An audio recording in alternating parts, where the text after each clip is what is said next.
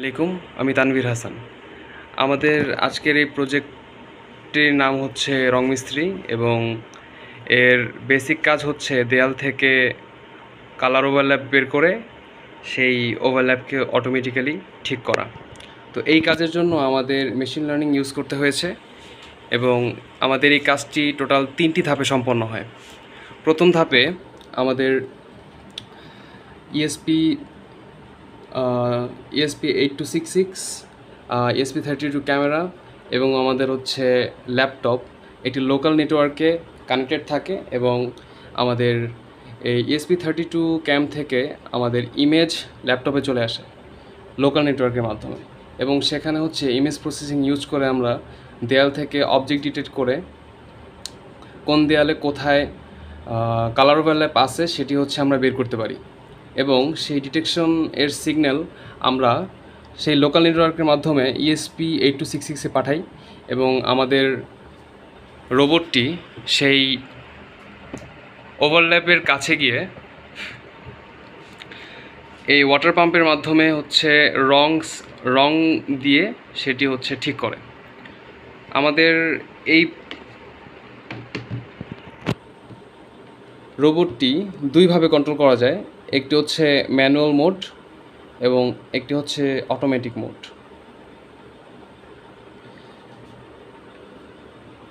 তো ম্যানুয়াল মোডে হচ্ছে টোটাল 3টি ফাংশন আছে, 1, 4, 5 এবং 2 নম্বর মোডটি হচ্ছে অটোমেটিক মোড, যেখানে অটোমেটিক মোডে আমাদের রোবটটি চারদিকে ঘুরতে থাকে এবং দেয়ালের কোথায় কালার ওভারল্যাপ আছে সেটি হচ্ছে বের করে, দেন সেখানে গিয়ে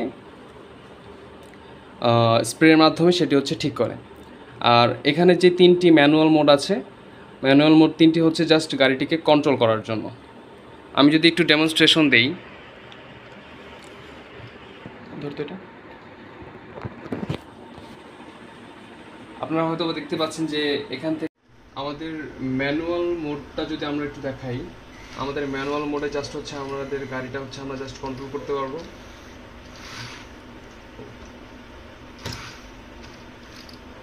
এবং আমাদের ল্যাপটপে কন্টিনিউয়াসলি হচ্ছে অবজেক্ট ডিটেকশন হতে থাকবে যে কোথায় কোথায় কালার ওভারল্যাপ আছে। আমি ডেমোর জন্য এখানে হচ্ছে একটা মিস কালার হচ্ছে দিয়ে দিছি, কিন্তু এখান থেকে কন্টিনিউয়াসলি সিগন্যাল হচ্ছে আমাদের নোড এমসিইউতে আসতে থাকবে, কিন্তু এটা রেসপন্স করবে না যতক্ষণ না পর্যন্ত হচ্ছে আমরা অটোমেটিক মোডে ঢুকতেছি। অটোমেটিক মোডটা হচ্ছে শুধুমাত্র অবজেক্ট ডিটেক্ট করে কালার ওভারল্যাপ ঠিক করার জন্য। আমি যদি হালকা একটু ডেমো দিই অটোমেটিক মোডটার, আমাদের 2 নম্বর মোডটা হচ্ছে অটোমেটিক মোড। আমরা যদি অটোমেটিক মোডে ঢুকি তাহলে অবজেক্ট ডিটেকশনের মাধ্যমে আমাদের কালার ওভারল্যাপটা হচ্ছে আইডেন্টিফাই করা হবে। আমাদের অটোমেটিক মোডে অবজেক্ট ডিটেক্ট করার পরে সেই পজিশন পর্যন্ত গিয়ে থামবে আইআর সেন্সরের মাধ্যমে। আইআর সেন্সরের মাধ্যমে থামার পরে আমাদের রং করার যেই মডিউলটা আছে সেটি অ্যাক্টিভ হবে। তো আমি যদি স্টার্ট করি, আমাদের অবজেক্ট ডিটেক্ট করা হয়েছে, এখন হচ্ছে আমাদের অবজেক্ট পর্যন্ত যাওয়া লাগবে কালার ওভারল্যাপ। আমাদের রোবটটা ওইখানে গিয়ে থামলো, এখন আমাদের রং করার যে মডিউলগুলো আছে সেটিগুলো হচ্ছে অ্যাক্টিভ হবে। আমাদের দেন হচ্ছে আমাদের ওয়াটার পাম্পের মাধ্যমে রংটা হচ্ছে সেই জায়গা পর্যন্ত গিয়ে কালার ওভারল্যাপটি ঠিক করবে। এভাবে হচ্ছে আমাদের রোবটটি তার কাজটি শেষ করবে।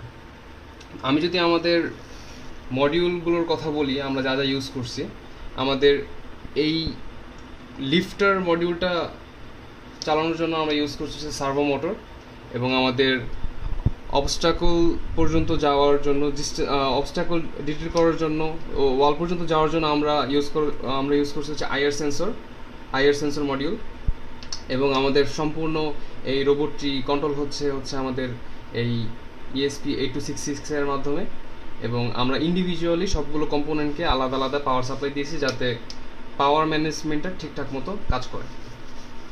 ধন্যবাদ।